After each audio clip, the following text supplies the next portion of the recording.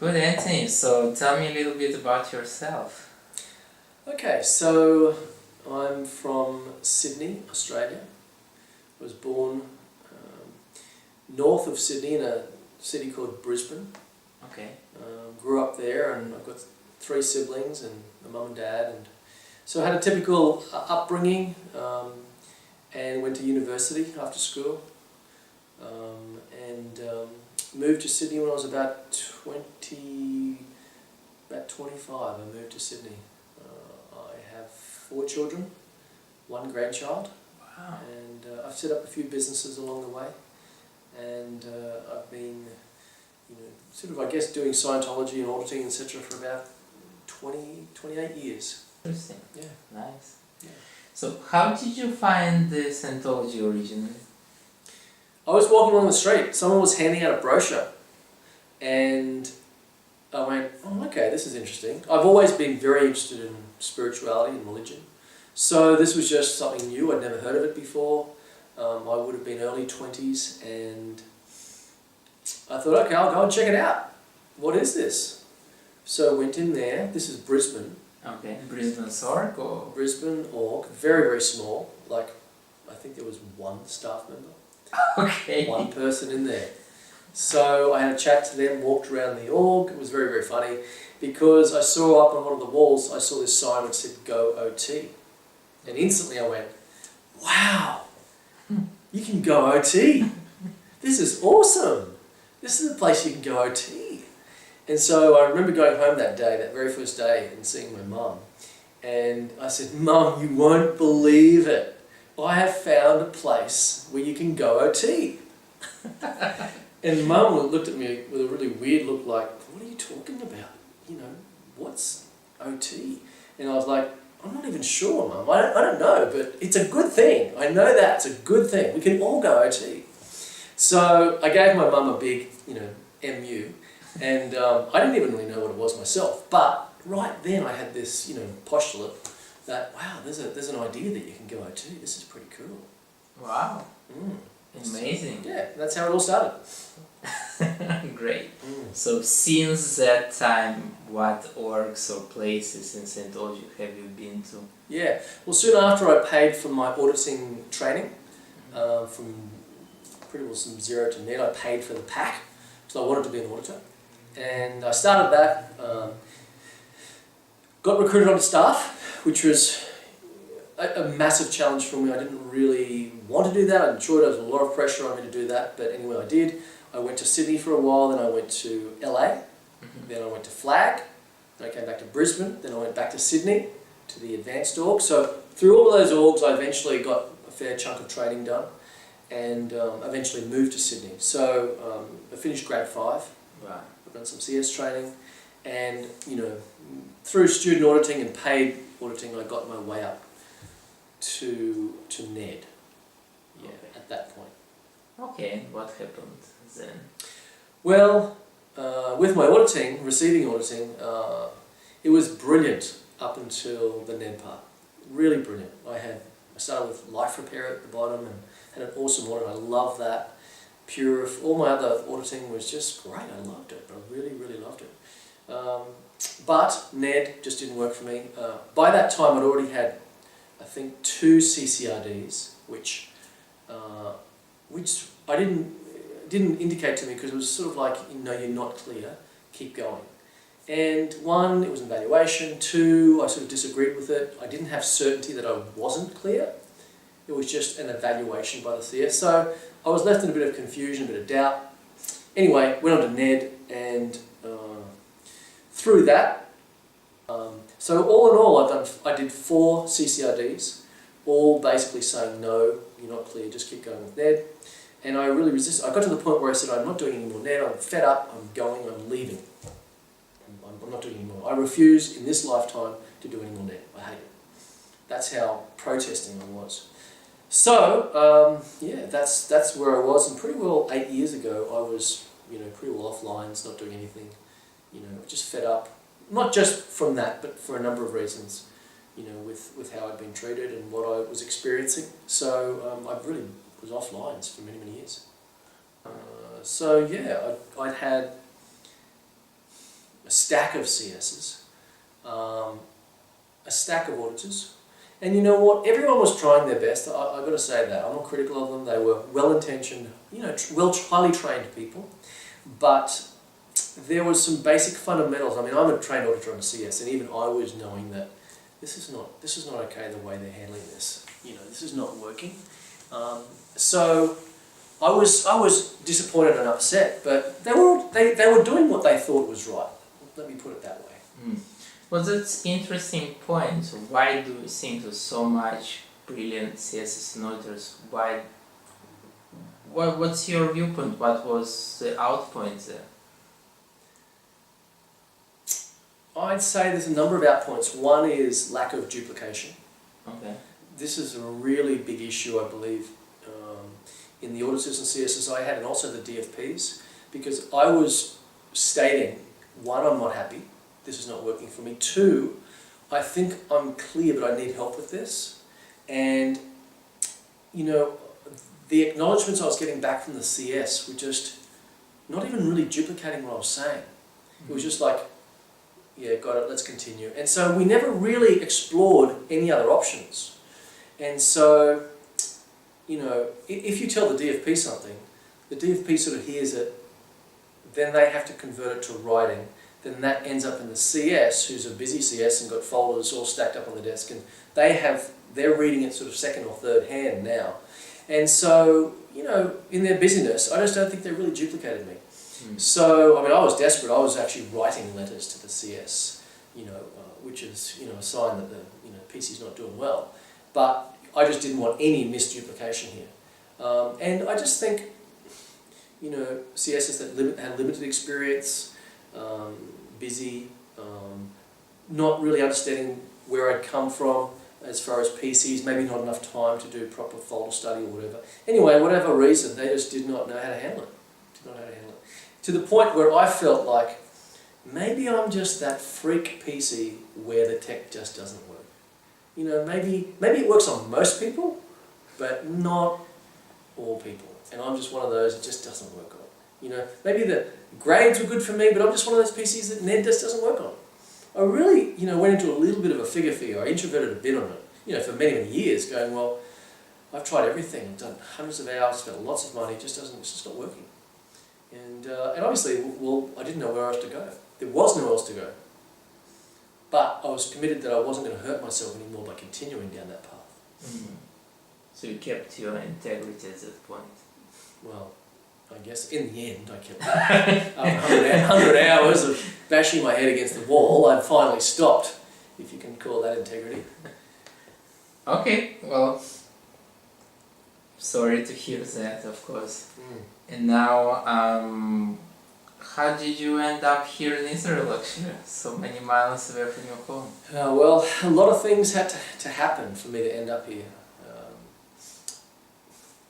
Bit of background, you know, I was very unhappy in my life, okay? I had to make a lot of decisions that, you know what, I'm going to change my life drastically. One, I was very unhappy in my marriage, so I decided, right, I'm going to get a divorce. Secondly, I'm not even happy where I'm living. So, you know, we're selling the house, I'm moving to a different location in Sydney, which I think is going to be a lot more uptone.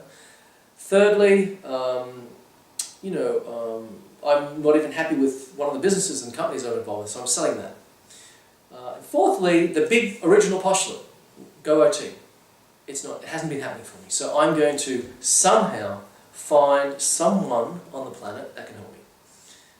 I don't care who they are, where they are, I will find them and go there and get it sorted. So I started looking on the internet maybe 18 months ago for, you know, just people out there in Scientology world, what they're doing, and, you know, maybe get some help. So I came across independence, which was new to me. I didn't even know they existed, really. I didn't know it was a concept that you could be an independent Scientologist. And I thought, okay, that's a pretty cool idea. People who just don't want to be part of the church, okay, I can understand that.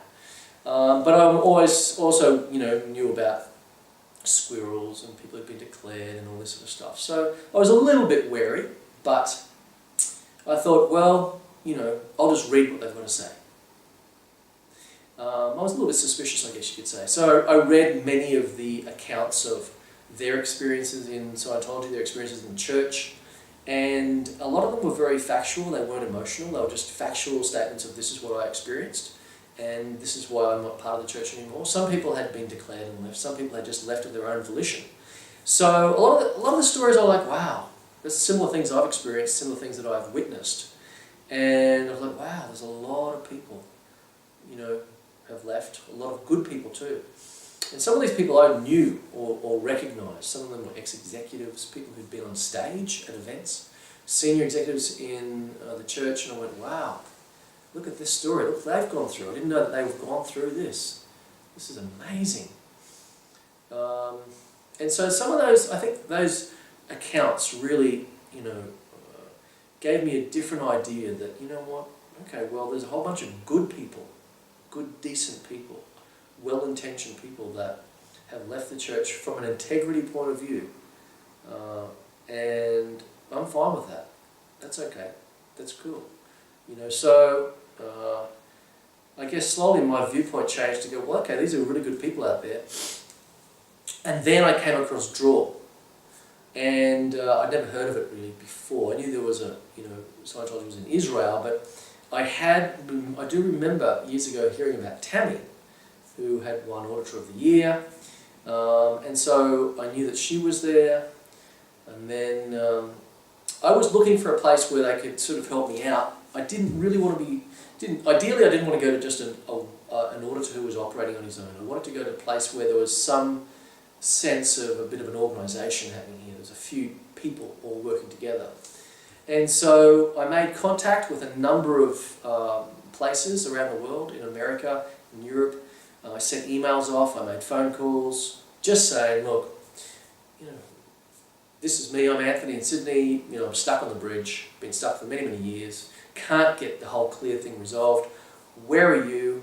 What are you doing? What's your story? It was really nice talking to people actually, just saying hi and what are you up to? And one of those people was Danny Lemberger from Dror. And so we sort of started emailing backwards and forwards, probably about 18 months ago. Then I made some phone calls with Danny. We got on a comm. I asked him a bunch of questions about, what are you doing, Danny? What's your story? What services do you offer?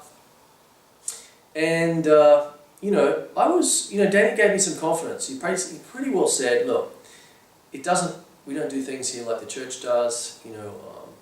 It's very, we give everyone a lot of freedom. You can come, you can go, you can just come and have a look if you want. There's no pressure on anyone. Yes, we offer, training, we do auditing, we have, Tammy, we have Aviv, we've got Dima, all flag trained, highly trained, all delivering. We're making clears here. We're also making OTs. We're delivering right up to sort of knots, the solo knots. We're doing up to that level. I was like, really? The whole way up? Yep. And I was like, wow. And then I had questions like, well, what are you doing for meters? Like if you're not connected to the church, what do you do if your meter stops working? Or how are you doing for resources? And they said, well, we just use a laptop. And I was like, what? You're using a laptop? How does that work? And so I was surprised, really shocked, because I didn't have this idea that really anyone could survive outside of the church. So, Danny explained it, and I went, okay, fine, maybe there is some technology where you can use a laptop and plug it in and people can still get auditing. I was a little bit, I must say, I was very suspicious of that. Anyway, I just made a decision, I have to go somewhere, and basically I've got to change my operating base. So I've got to do something very different here if I'm going to get clear, sorted and go OT. So it was then a matter of timing. I decided to come to Dror. Danny had given me the confidence. I decided, well, when am I going to come? Sorted out with my children, with my separated wife, and just bite the bullet and come over and check it out. Also, I had another question about not having a folder. That was annoying. I thought, well, how are they going to do it? They don't have my history, no folder. That's a bit tough to start from scratch with someone. And I wasn't going to be able to get my folder out of the church. So I went, I'll just come over just on my own and see what happens. So I came over. I had filled out a form beforehand stating everything that I'd done, my history, complete history, how many hours, what grades, how I felt about my auditing so far, my training. that was all done prior. So when I arrived, I felt pretty well that they were updated on my situation. And, you know, that's how I got here. Wow. Yeah, that was just a couple of weeks ago. Quite a story, huh? Yeah. So could you just tell me about your experience here at Dror? Alright. So I've been here for about just over 2 weeks. And someone went to the airport. My first trip to Israel, so a little bit, this is foreign to me, the language, the culture. I was also a little bit nervous about coming here originally. I came through Istanbul, I rang before I came to say, look, is it safe, Danny? I see a lot of things in the news, what's happening? He said, totally fine. We're up in the north of Israel, a place called Haifa, and we are certainly nowhere near any sort of, war zone, terrorist activity. I checked it out with the Australian government website. I wanted to make sure, it was safe and secure to be here. I was fine with that. I came here and sure enough, it's business as usual. I feel totally safe here. I've walked a lot of the streets, I've gone around shopping, looked at the whole place, I've travelled a little bit while I've been here just on a couple of days, and it's very safe. People are getting on very well. So since I've been here, welcomed, was relaxed, there was no pressure, certainly no pressure from regging, money, and I must say it's been very affordable for me being here, certainly nowhere near the rates charged by the church, much more affordable. Welcomed, I thought it was very relaxed being here, I had freedom to come and go. On my first day I was in session, and that was good. It was really, one, great to be in session. Two, I felt a lot of affinity with Tammy's my auditor. And we started on the process of, sorting out my situation with Clear. And just over a week, maybe 6-7 days, I got to the fantastic point of being able to attest with absolute 100% certainty that I was clear. Wow. So after 28 years, of attempting to do it, of trying to do it, trying to sort it out, I finally found an auditor and a CS that knew what to do and could sort me out. So I was extremely happy. Congratulations. Thank you. Wow. Thank you. Amazing Yeah. achievement. Yeah, I'm very, very happy. I still can't believe it, to be honest with you. Yeah. Yeah, you can tell more about it, sure. Oh, well, okay, great. Well, look, for having tried 4 CCIDs and not being clear, and really feeling like, I wanted to do OT, that was the postulate. It's just one big stop, just not progressing.